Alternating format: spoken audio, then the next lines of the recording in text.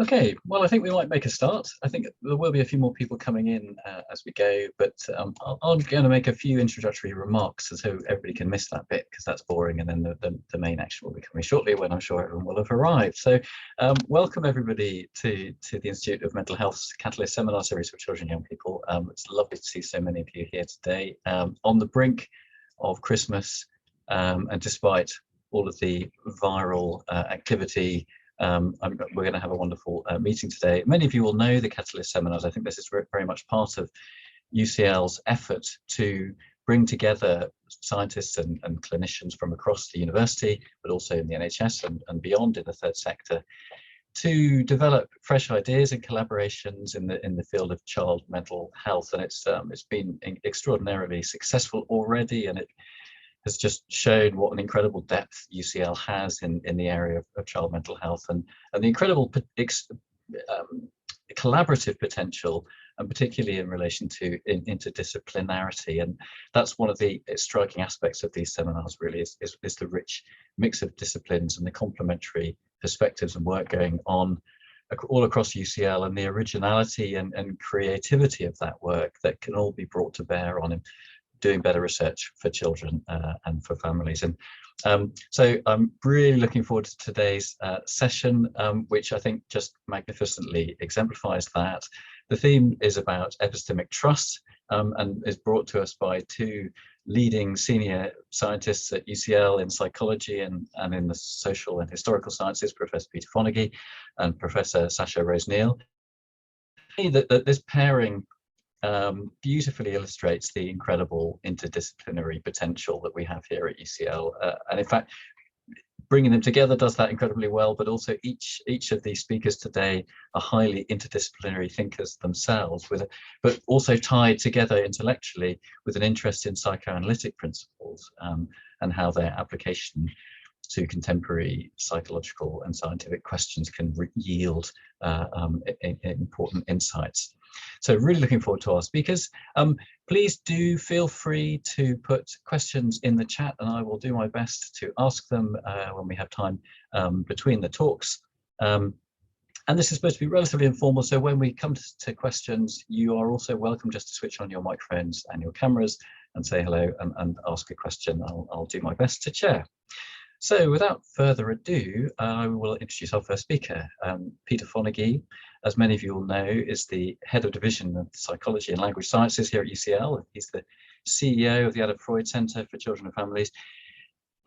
Don't really know how to introduce Peter without talking at great length, so I'll try and keep it short. But he's one of the most creative and influential academics, really, in the field of mental health globally, and has combined an incredible career in science, but also an extraordinary career as a clinician and really as a campaigner for mental health and for children's mental health in particular. And we're delighted to have him speak to us today on epistemic mistrust and credulity in the way of psychotherapeutic change, a developmental psychopathology approach. So Peter, without further ado, can I pass the chair over to you? Yeah, I don't know. I don't need the chair, thank you, Pascal. But got a chair already. You can keep it. I got one. Yeah, I'm sitting in one. It looks comfortable. It is. It's good for my back, especially when I'm going to look. Anyway, so let me just do the most difficult bit, which is sharing my screen, which I invariably fail at, but.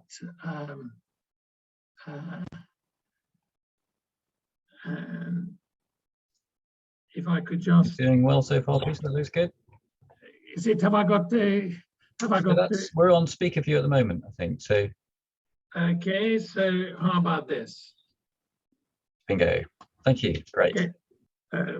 Fantastic. So, if any of you are interested in the slides, that's my email where you'd expect me to be, and I'd be pleased to send the slides to you. But I want to, before kind of saying very much more, acknowledge some of the mental health equipment, and I just couldn't do without Pascal including a photograph of you at a different developmental stage. That is a very old photo. Yeah, I just thought that you'd like to see it. Anyway, so In particular, I want to acknowledge Liz Ellison, and amongst other people, I want to acknowledge Chloe Campbell, whose work is collaborative and has been a major part of what I see, but all the people have been very much part of the mentalizing family. So, what is epistemic trust, and why is it important? I want to put it in an attachment and mentalization perspective, but epistemic trust means a person's ability to trust appropriately in cultural sources of new knowledge, which is essential for the transmission of knowledge between generations for human beings. And it is what sets human beings aside because from other species, because we learn and benefit from the social context in which we live and in which we thrive. So we have to be open to it. That enables exchange and adaptation. And the point that I'm going to try to make is that the problem for individuals who have experience of trauma and severe psychopathology, or what some people call personality disorder, and I'd like to call persistent distress, keeping the acronym, I don't like the term personality disorder, is that they are closed off to social influence because they anticipate untrustworthy social encounters. So that, from a developmental perspective, asks the question, how do we acquire the capacity for epistemic trust? Where do attachment and mentalization fit in? Well, our ancestors lived in small social groups. But what enables humans to thrive in very large and complex networks that we actually live in at the moment? So a network that's this complex, it is actually, according to Sperber and others, it's advisable that we should remain epistemically vigilant. We need to be able to work out who we can trust and who can help us to learn the ropes in this world. How does it happen? And in that, two colleagues of ours, George Gege and Gergo Chibra, put forward a marvelous model called the pedagogic stance, which is a general theory of social learning, but it was applied really particularly to infants. And what they showed was that infants became open to social communication when there was turn-taking, when they were called by name, when there was eye contact with them. And with Liz Ellison, Patrick Luyten, and Dr. Campbell, we had written a paper a few years ago that adapted the Gege-Chibra model and suggested that these cues that they call ostensive cues actually had something in common, that they notified the individual that they were being recognized as an agent, which then perhaps opened them to learning. And that model applies beyond infancy to open our minds, perhaps in all social contexts, to learning from others. There's a beautiful experimental demonstration of that from George Gege's lab, where children of 18 months see two unfamiliar objects, an orange one and a blue one. And in the baseline condition, an experimenter comes in and requests one of the objects from the 18-month-old. And in this situation, they will 50% of the time pass one, 50% of the time pass the other. Now, in the ostensive communication demonstration, the experimenter comes in and basically says, hello. Says, hello, baby. Hello, baby. hello, baby, just like that. And then smiles at the blue object and makes a dirty smell face at the orange one. And then another person comes in and asks for one of these objects. And in this condition, 71% of the 18-month-old pass on the object that was smiled at. So there is learning from that attitude expression that has taken place. But without the hello baby, with the experimenter just looking down, no matter how broadly they smile at one of the objects and how much they frown at the other, when the second person comes in and asks for one of those objects, then only 40% of babies pass on the object that was smiled at. That is, there was something in the way of social learning that didn't take place. But when the demonstrator makes no ostensive cue, but smiles and frowns, then when she asks for one of those objects, in this situation, 77% of the babies pass on the object that was smiled at. Well, you prefer that object, have that object. But it's specific to that situation. It's not something that they felt they had to learn. So who does the baby know they can trust? Ostensive cues make them feel recognized, and that creates epistemic trust.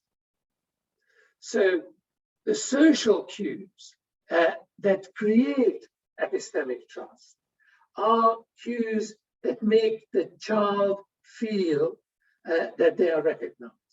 So as attachment to a person, we know, is closely related to feeling responded to sensitively in early development, we can consider it as a special condition for generating epistemic trust.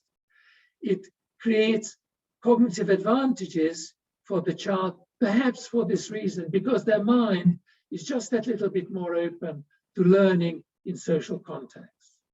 But generally, any communication marked by recognition of the listener as an intentional agent will increase epistemic trust, and the likelihood that that communication will be coded as something that feels relevant, that feels something that I should be using in other contexts, that's generalizable, and is also should be retained as something I can use in different contexts.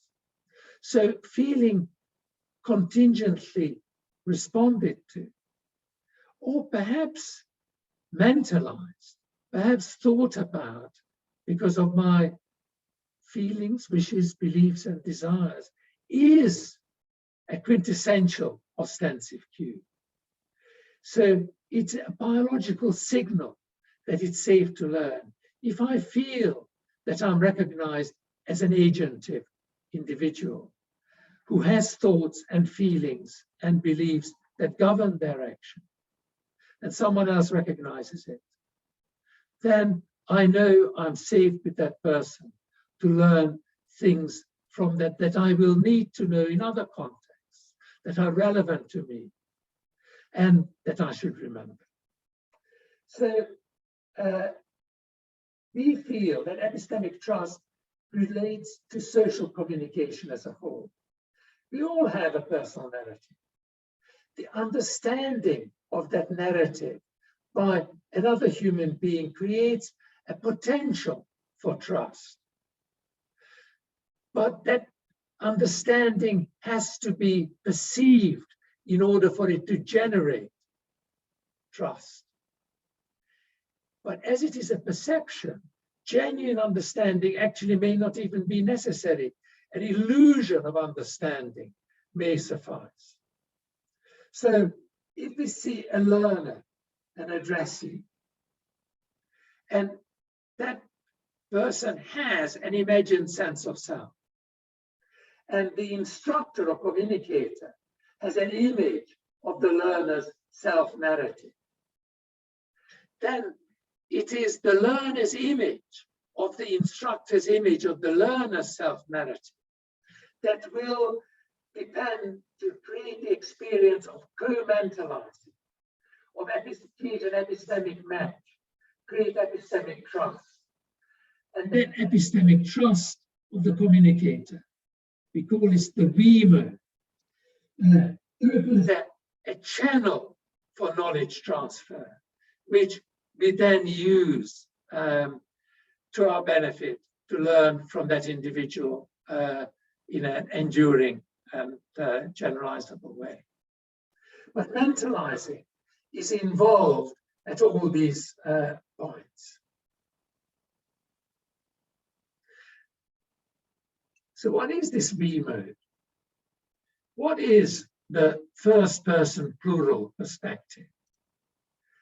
Well, it actually has probably unique, specific cognitive and neural structures, but it's also intrinsic to our makeup.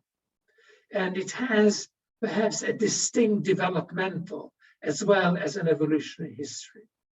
Because at a certain point in our exchange, in our interchange with others, the I becomes part of the unit, becomes a we, where our joint shared experience with another person is what matters, what means success or failure, because the activity has become collaborative, has become joint.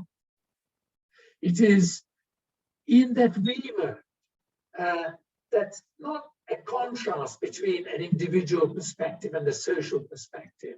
It is the embedding of social cognition into the social environment, and it's inseparable from its functions and its dysfunction. We have in the past called this relational mentalizing. So it's shared thinking and feeling within a social system. That could be a dyad, that could be a family, or could be a large social group where there is more of a we mode, where we identify other people's feelings and intentions and wishes, and create a momentary shared intentional stance with them. It's at that moment that maybe we open the door for trust and for learning from that individual. But also, I would suggest to you, it's a key moment in psychotherapy. That the therapist and the patient or client, actually now I use the term conversational partner, which I think is more equitable, achieve a moment of shared intentionality, shared mental space. They feel they're in the room in the same time, they're talking to one another. That we mode is the basis for cooperation and the commitment to shared goals, and catalyzes, pun intended, the development of epistemic trust and trustworthiness. So the experience of the we mode is a mutual creation. It comes and goes in a therapy, it's lost in non-cooperative interventions, and then it's restored. And it's continually in a good therapy cultivated, because it's essential that epistemic trust is created. Because therapy, after all, is a place for learning, for the exchange of social information. But we know this from education. We know what makes a teacher effective. John Hattie, psychologist in New Zealand, spent years to identify what made a teacher effective, and came up with a simple idea that it's seeing learning through the eyes of their students. And the key ingredients are being aware of the learner's intention, knowing when the student is successful, having sufficient understanding of the students' understanding to provide meaningful and challenging experiences for the students, and a passion that reflects the shared thrills, as well as an awareness of the shared frustration of a learning situation. And how much knowing a student is important is illustrated beautifully in this video from very wide.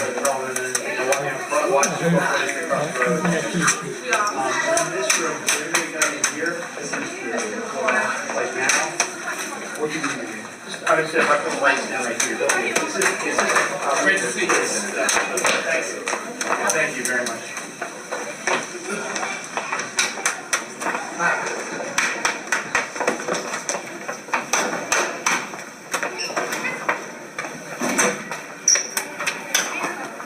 You ready, Chef? I'm gonna be ready. You ready? All right, what you got?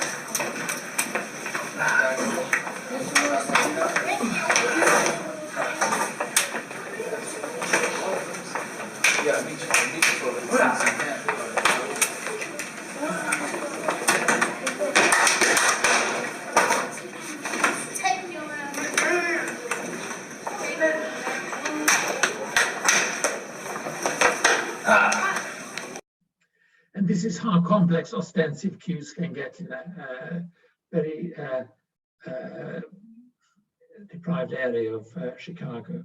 So we did a modest replication of this in an incidental learning task where we presented participants with a list of words, and after they were presented with, they had an unexpected task recall. They had to make judgments about the words, but actually they didn't know that they would be asked to remember them, and then we asked them to remember it. But they had 4 separate preconditions. In one condition, they had a personal ostensive cue. They were invited by name. They were asked where they were born and where they were studying, and how they found their course. In a second condition, the computer that actually administered the task simply called them by name, asked them for their name first, and then throughout the experiment referred to them by that name. And the third condition, that both those conditions were implemented. They were invited by name and the computer called them by name. And in the fourth condition, neither was true. Now, it surprised us that when invited by name, more words were recalled in the incidental learning task. When called by name by the computer, more words were recalled.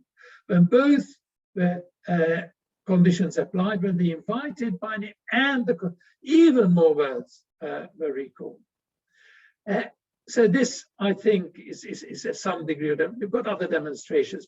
I think this invitation that I received from the psychiatry talks from the United States, where I was told the default value, did not encourage me to attend. I did not feel recognized. But what about maltreatment?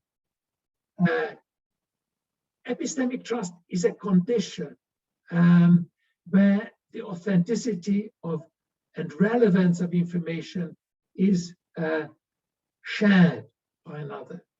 It develops in the context of attachment relationships in order to enable the transmission of socially and culturally relevant information. When a person is repeatedly exposed to communication that's unreliable or malintentioned, then they learn to reject these communications. Epistemic mistrust or persistent skepticism of the authenticity of communication and the information then will be generated, resulting in compromised social learning. And there is plenty of evidence of this.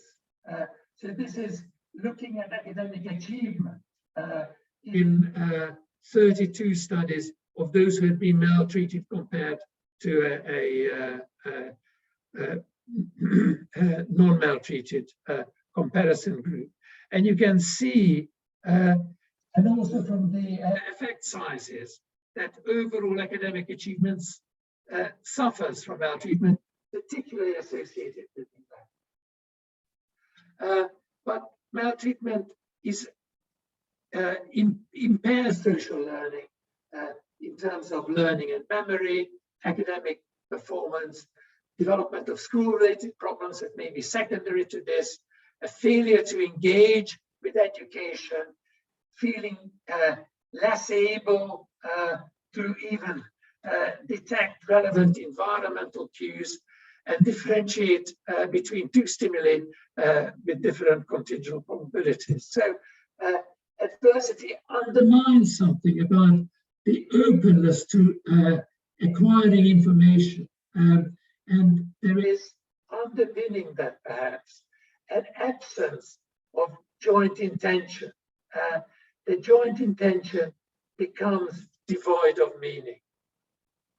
So with Chloe Campbell, we developed the attachment trust questionnaire, which in a self-report form looks at both trust, mistrust, and credulity, believing things that you shouldn't believe. And what we found was that childhood traumatic experiences were finding their way to mental health symptoms, not by trust, which was not associated with symptoms, but by moderators that are associated with childhood adversity, mistrust and credulity. So it's the lack of trust and the lack of credulity rather than the feeling of trust that seems to be prominent. And it did also relate to attachment. So epistemic trust related to attachment styles, secure and preoccupied attachment had more trust, but actually attachment that was fearful or dismissing had more mistrust, and attachment that was fearful and preoccupied had more credulity.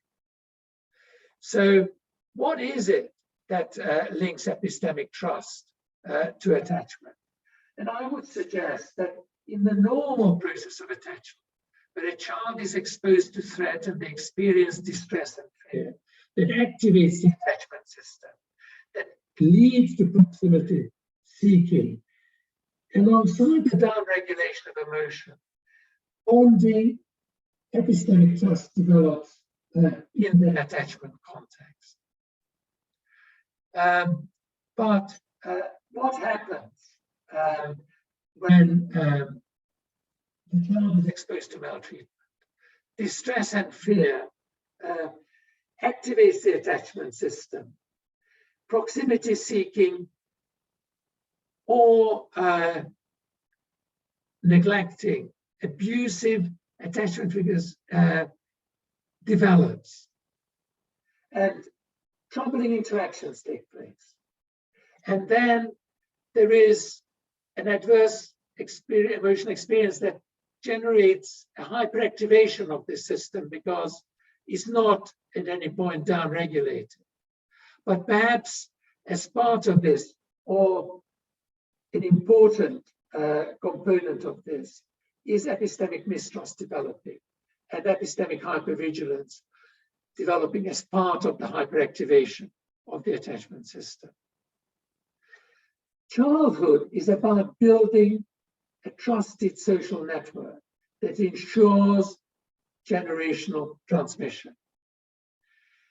And when the capacity to form epistemic trust is shaky and social learning breaks down, then there is a genuine vulnerability, a loss of the mentalizing network around the child, that dyadic, family, or social network that in enhances mentalizing, enhances the focus on mental states. And adversity is then processed in isolation. And that, I think, leads to trauma. So I would say that adversity becomes traumatic when it is compounded by a sense that one's mind is alone.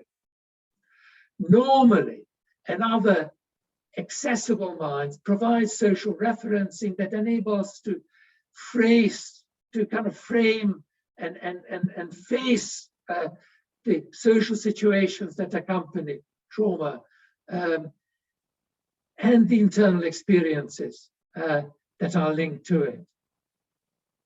But there is a crisis that we see in severe mental disorder, that the kind of social living is compromised with a history of adverse childhood experiences. There is a sense of social exclusion. And that, to me, is perhaps one of the keys to the enduring nature of this situation. Because normally, what happens is that there is a social process of restoration when there is adversity experienced by the child. That the social environment creates a sense of belonging, being mentalized, that itself restores mentalizing, restores the sense of we, or the potential for we being together as agentive agent, for me being recognized as an agentive individual. When then there is further adversity, reparation fails, and that individual experiences shame and other feelings as part of maltreatment that makes them withdraw and become isolated from the epistemic regime. So epistemic, the knowledge exchange is not created in that social world. And as part of that, there is then an undermining of the we mode. There is the permanence to epistemic vigilance. There is a permanent epistemic mistrust triggered by adversity that then in the long term compromises feeling able to learn from others and change to adapt to new social situation.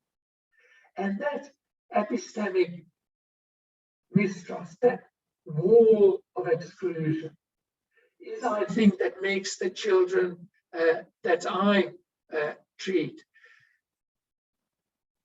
actually there, hearing me, but actually not listening to me. Because once epistemic trust is damaged, and the mind is partially closed to processing the information, access to exploring different ways of responding is highly restricted, and that fresh information is no longer internalized. The person becomes rigid, and new knowledge not being updated. They feel excluded, they feel not understood, but also stuck in isolation, but also unsuited to changing environments, but also unsuited to psychotherapy intervention. And my final slide. What happens in therapy? Well, the therapist sees an individual who comes with a person, with a self-narrative, person for that setting. And that therapist, lucky, with a lucky wind blowing behind them, develops an image of the patient's imagined self-narrative. But not only that, they also can communicate that so that the patient can detect the therapist's narrative of their self-narrative. And that opens epistemic trust, which then opens the opportunity to modify enduring understandings in that individual. But I don't think that that's where therapy is effective.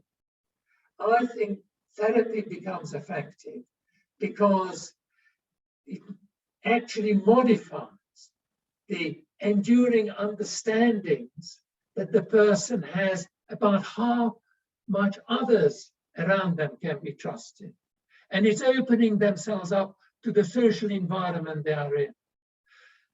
Not curing in the consulting room, but enabling individuals to be cured by their social environment. And at that point, I grind to a halt and stop sharing my screen. Thank you. Thank you. Default value for your excellent talk was wonderful, Peter. Thank you so much. Incredibly rich and interesting. And I'm sure we have many questions. We are actually a little bit short on time. So I think actually what I'd like to do is move to the next speaker. And then if we have questions that could actually, relate to both talks, if we have time at the end, I think that's probably the best way to do it. I hope that's okay. So our second speaker is Professor Sasha Roseneil. As I mentioned earlier, she's the Executive Dean of the Faculty of Social and Historical Sciences here at UCL. Sasha is a sociologist and gender studies researcher, and her work investigates the changing nature of gender and sexuality and subjectivity, and intimate personal and family life, and the social and psychological forces that are driving these changes. And she integrates a sociological perspective with one derived from feminism, queer theory, and psychoanalysis to really understand the individual and collective resistance to change. And in that sense, clearly the work touches very much on some of the themes that Peter has talked about in his talk, and her talk will be entitled Epistemic Trust and Community, Thinking Psychosocially About Place, Politics and History. So Sasha, really looking forward to your talk, and passing the floor to you. Thank you very much. Very nice to be here. Great to hear Peter's talk. This will be a bit different, bit of a change maybe a bit of change in mood, bit of change in a kind of mode of argumentation. And I should say at the start, as I think should be clear, that I don't work on children and young people's mental health. So I'm talking from a perspective of a kind of interdisciplinary social scientist, a sociologist with a kind of psychosocial bent, and as a group analyst who works with adults. Whom and what can we trust when the world around us feels fundamentally unstable? When there are forces that we experience as beyond our control that are changing our conditions of existence? My starting point is the assertion that we need to understand epistemic trust as a psychosocial phenomenon, as created and held not within or by a bounded individual, but as the emergent relational property of groups and communities, rooted in collective experience of place, politics, and history. I will endeavour to convey my approach by giving you a glimpse of a psychosocial ethnographic research project that I've been carrying out over rather too long a period of time, needs to draw to an end soon, in 3 places in Yorkshire. The project is called Living Change, and it asks a number of questions. What does it feel like to live through deep and far-reaching processes of societal transformation? How do people in different places respond to forces that they experience as outside their control? Deindustrialisation, climate change, population change. How can communities survive in the face of disruptions to their environment and destabilisations of established ways of living and being together? How do they mobilise their resources in response to forces that they experience as outside their control to care for their community and the place of which they're part? How can they work through the experience of loss, of traumatic change, and come out the other side? The places I've studied are Barnsley, a large town in South Yorkshire, which has been experiencing significant deindustrialisation, Hebden Bridge, a small town in the Calder Valley, which has been experiencing climate change, and Leeds, the core city of West Yorkshire, which amongst many other changes, including both the first two, has been experiencing significant changes in its population over the years that I've been studying it. Barnsley. A long and bitter strike is lost. Over time, the pits are closed. The miners are unemployed. Many others lose their jobs. There is little work. There is a lot of illness. Money and purpose ebb away. A world built on coal mining is turned upside down. Hebden Bridge. The earth is warming. The landowners burn the heather on the high moorland to improve the grouse shooting. It rains and it pours for days and days. The rainwater cascades down the sides of the valley, no longer drained and absorbed by the vegetation on the tops. The rivers rise, the canal fills up and overtops. The sirens sound, warning of the danger. The two rivers in the canal meet and merge. Floodwater overwhelms the town. The sandbags don't hold it back. The high street shops, the school, the nursery, the library, almost all the pubs are inundated. People are made homeless. There is no power. Buildings are unusable, houses uninhabitable. There is mud and mess, sodden carpets, broken furniture, and drowned white goods. Normal life is washed away. Leeds. New people move into a neighbourhood. Small numbers initially, then larger numbers. They're strangers, different from the people who've lived there a long time. The newcomers and the long-term residents look different. Their habits and lifestyles are different. They don't intermingle much. Each keeps themselves to themselves. Yet their presence is increasingly evident.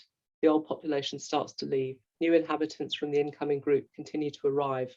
Shops and houses change hand. The character of the place alters.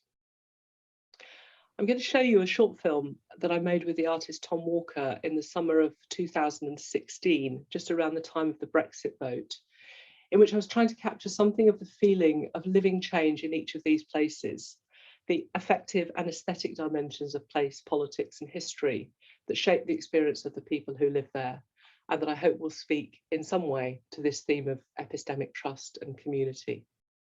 So I'm going to share my screen and show you a short film.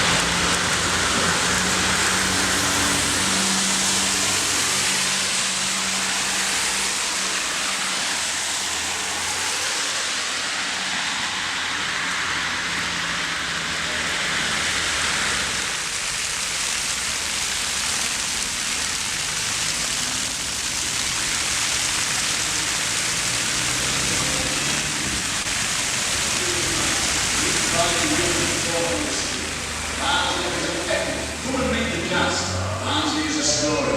We're going to make the deal comfortable. Everything's on sale, and everyone's friendly, and the tribe is sheer delight. I'm telling you, these objects and these photos tell the tale of more than bricks and mortar, more than cement on shelf, more than piece of engineering, more than film game. This is man's talking to the world, and talking for itself.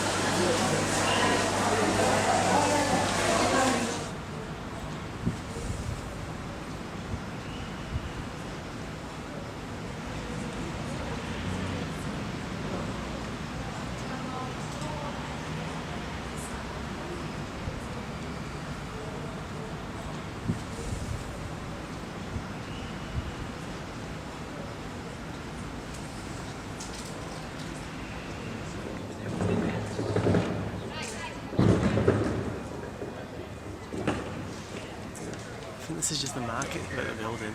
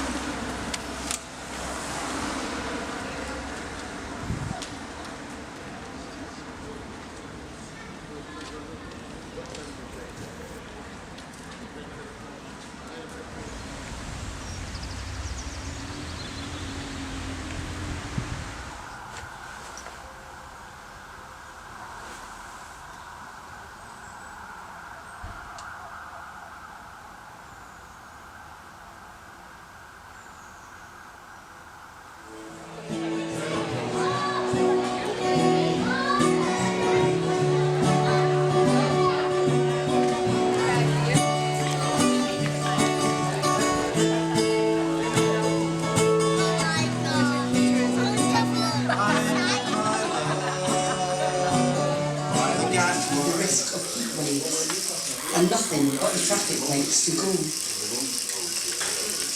So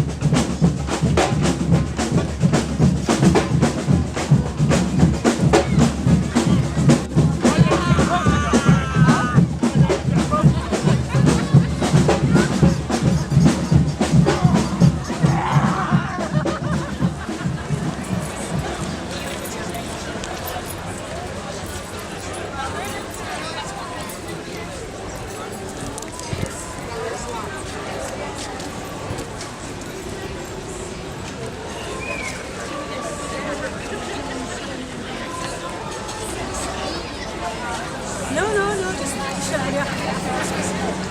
That'll do me nicely.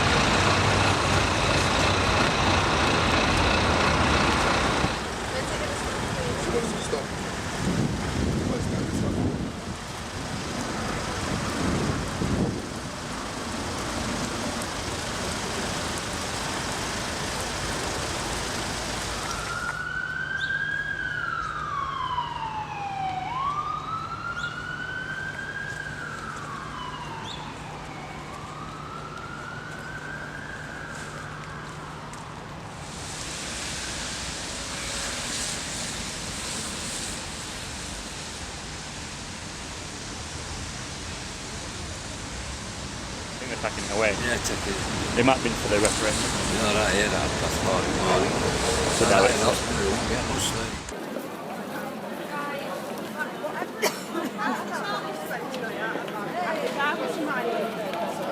So yeah, Matthew's bought you with that party, yeah?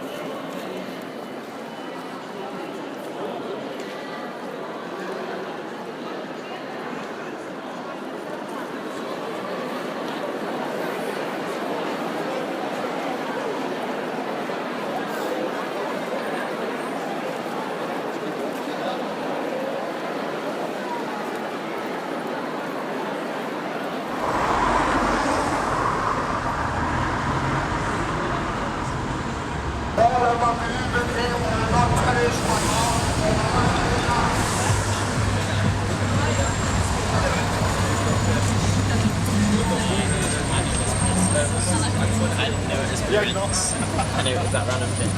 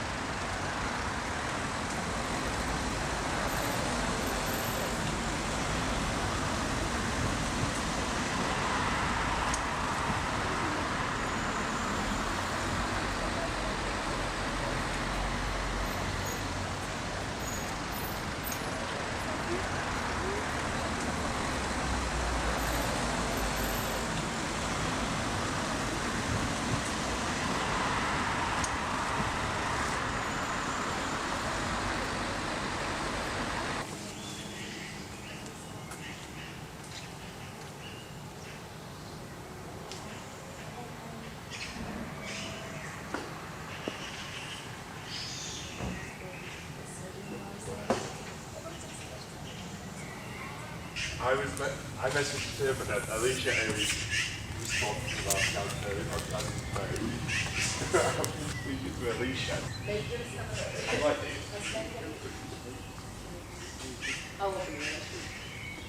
The road is the same. Not really.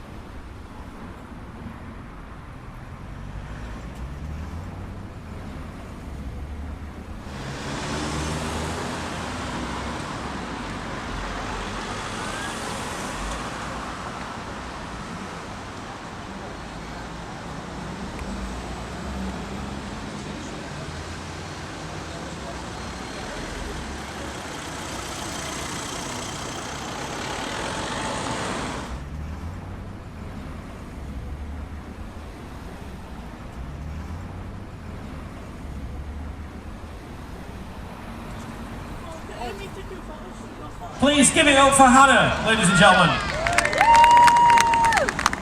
I'd just like to say a quick thank you to everyone who voted for me. I hope you have a great day, and I officially open the Eastern Festival.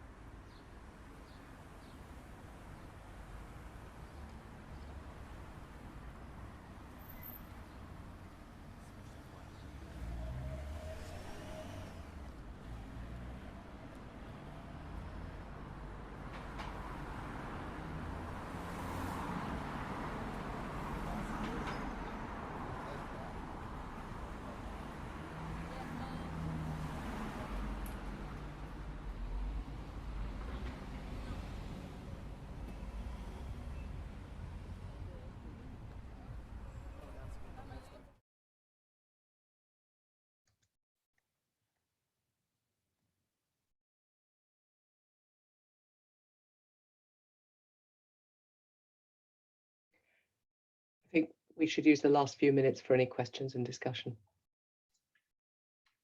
Thank you, Sasha. Really fascinating and powerful demonstration of the importance of community. And I guess I'd invite you both really to maybe say a few words about how we join up the psychological to the community, and the importance of community in mental health. That feels like something that's sort of screaming out from both of your talks, which the mental health field has sort of, I would say, not been brilliant at achieving so far. So I'd love you to say a few things about that, and then I'll then also, if we can squeeze it in, ask your question too, which is then to think about, well, what would a research agenda look like that could achieve that? Oh, please feel free. But Sasha, why don't you go first, and then Peter can come next. Sorry, what was your question? What was the first question? The first question was, how do they speak together? How do they speak to each other? Yes, yeah. and sort of reaching from the community level and of culture and tradition and shared community sense of purpose, which comes across so well, and how change can impact that, and how that sort of reaches down to the level of individual well-being and mental health and the happiness of children and families. I mean, for sure, you can't read off individual experience from collective community experience. You know, we know that absolutely, but the communal, the collective, the social absolutely infuses individual subjectivity, and people have very different experiences depending on where they grow up and what happens in the places that they grow up in, and what happens to their parents and what's happened to their grandparents. And I mean, my research didn't start off being making a film. I mean, I do psychosocial interviews. That project was done using a methodology developed by Wendy Holway and Tony Jefferson called the Free Association Narrative Interview, which is really asking people a really sort of limited number of questions about their lives, and you know, hearing them tell their stories in quite a free-floating space. And what I did was I went back and repeatedly re-interviewed people over about 15 years in those 3 places. But as I was doing that, I became more and more interested in how their experiences were shaped over time by the places they were living in, and also because I was following the places over time, I became really interested in the kind of different characters of those places and how that impacted on people's lived experience. And absolutely, their mental health and well-being was fundamental to that. So living through you know, living in the wake of the closing of the mines in Barnsley was very different from living in Hebden Bridge, which you know, is a kind of quite a creative community of people who've chosen to move there, largely, not exclusively, but and who have a very creative approach, for instance, to dealing with the flooding that they repeatedly experience. You know, they create culture out of it and they process it in that way. And I think culture is the kind of theme that emerged in my research of, you know, the ways that people use different forms of cultural practice and creativity to try to process their experiences at an individual level, but especially at a collective level. And the people's ability to do that having the resources or not to do that, I think is the inequalities in that are really quite stark. Peter, do you want to? Yeah, thank you. Peter, yeah, could you? I mean, I'm not as pessimistic as my learned colleague, but in relation to never being able to bring it together. I mean, you know, our journey has actually started by trying to understand the massive demographic differences that exist in the prevalence of mental disorders, you know, according to the communities that they live in. You know, if you go to East End of London, your conduct disorders fourfold what you get in Richmond, and you know, what was used to be what is this territory anyway? So you do, there is a, you have to try to understand that, and I think the level of trust, and I want to go back to Epistemic, the level of trust that people are unable to feel, and the capacity with which they're able, therefore, to deal with adversity and trauma in a flexible way is to follow Essi's question, possible to monitor, possible to measure. And to me, the key issue is really the extent to which you are open to influence. What I notice in my conversational partners is how difficult it is for them to actually appreciate that what the information that comes in about them and about the world to them is actually relevant enough to them to change, and how I have to make extraordinary efforts to make myself trustworthy, to be somebody who they can, but I don't think there is anything to be gained by them seeing me trustworthy at all. There's no therapy there.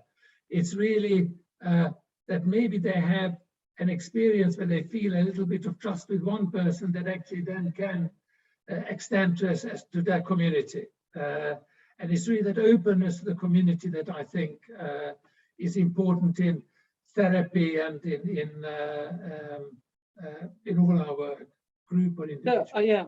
I mean, I would completely agree with you as a group analyst. I mean, what we're doing in a therapeutic group is providing a space in which people learn to trust each other, and learn to be able to take in, to take things in from others, and to give back. And you know, it's a very powerful place for people to learn to trust. And epistemic trust is absolutely a concept that needs to be used in group analysis, because I think it helps, it really fundamentally gets to the process of what is being generated in the psychotherapeutic group. Rather than invite you both to comment on how the science of this might all work in the future, maybe because we're running out of time, unfortunately, I think it's probably sufficient to say that the question of how we understand the presumably two-way relationship between community level processes and culture and what happens on the high street or in the family home, what happens at the individual level psychologically, is one of the great challenges that we face, and developing interventions that can leverage them from both or all levels must be surely one of the again one of the most sort of highest priority areas and tough nuts to crack. So thank you so much. I'm sure everyone would agree with me that our thinking has been massively enriched by these talks today, which really kind of raised the level of thinking on these fascinating and complex issues. So thank you so much to you both. It's been an absolute pleasure. I really wish we could have had another hour, frankly, and I think maybe we could some other time. Let's look for an opportunity to do that, because this is a very deep topic, and thank you very much for your contributions. Can I just finish up by saying, first of all, happy Christmas and happy New Year. It's the end of the year. It's been a tough year for everyone. It's great that so many of you came, and just to alert you to the continuing Catalyst seminars that will be happening next year. The next one is going to be fantastic. It's on the 27th of January, 2:30 till 4 p.m. And it's a question. The question being posed in the seminar is, does DNA matter for social equality? And we have amazing speakers. Catherine Page Harden, many of you will know, she's written a very influential book recently on that subject, and our own Professor Sir Michael Marmot. So look out for that. Essi, please jump in. There's one seminar before that, so that is a special seminar on 27th. Oh, right, thank you. The full one is on the 19th, which is on how social context, cultural ideologies and cultural tools impact youth resilience. And we've got Joseph Calabresi from anthropology talking, with a response from a young person, Lizzie Mitchell. So that should also be advertised. That'll be brilliant. Great. Thanks, Essi. And thanks for coming, everybody. See you in the new year. Thanks, Pasco. Thanks, Essi. Thanks.